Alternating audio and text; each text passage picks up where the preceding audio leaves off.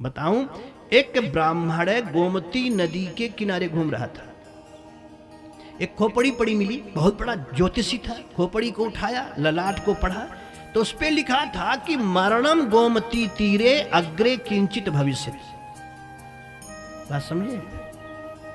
इसका मरण गोमती नदी के तट पर होगा और फिर अग्रे किंचित भविष्यति, आगे कुछ और होगा।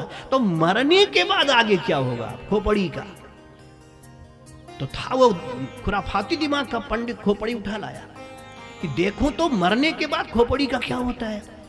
अब लाकर के लाल कपड़े में रख दिया। जब जजमान के यहाँ जाना हो तो एक बार उलट के देखें कुछ हुआ कि नहीं हुआ। लौट करके आवे तो भी देखें कुछ हुआ कि नहीं हुआ। और पत्नी एक नंबर की। आगे क्या कहना आप समझ जाओ। वो लगी सोचने की इसको और कोई धंधा नहीं है, न ठाकुर को, न ठकुरानी को, न राम को, न रहीम को। अब खोपड़ी घर में रख करके कहीं जाता है तो देखता है, आता है तो देखता है। ये चक्कर क्या है?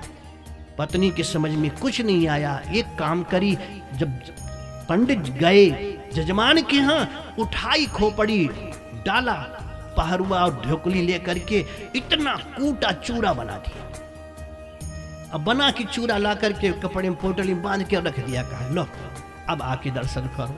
अब उधर से पंडित जी आए और जैसे उस खोपड़ी को देखा तैसे हाथ बक, ये क्या हुआ? अरे क्या कर रही है? वो समझ गई कि हमारा ही निमंत्रण है। पहुंची, क्या है? अरे क्या खोपड़ी को क्या हुआ? कहा कुछ नहीं हुआ। खोपड़ी भगवान बन गई थी। गुस्से में आकर के इसको इतना कूटा कि चूरा हो गया। बड़े जोर से हंसा। पत्नी ने कहा हंसते क्यों हो? कहा मैं ज्योतिषी हूं इसलिए हंसता हूं। इस खोपड़ी के भाल पर लिखा था कि मरणम गोमती तीरे, तो गोमती के तट पर खोपड़ी मिली है तो सही है, लेकिन फिर लिखा था अग्रे किंचित भविष्यति, आगे कुछ और होगा। तो ये समझ में नहीं आ रहा था कि आगे क्या होगा, इसीलिए रोज रोज देखता था। आगे यही कर्म बाकी था जिससे तुम धान चावल कूटती हो, उससे इस खोपड़ी को कूट के तुमने चूरा बनाया है, यही होना बाकी।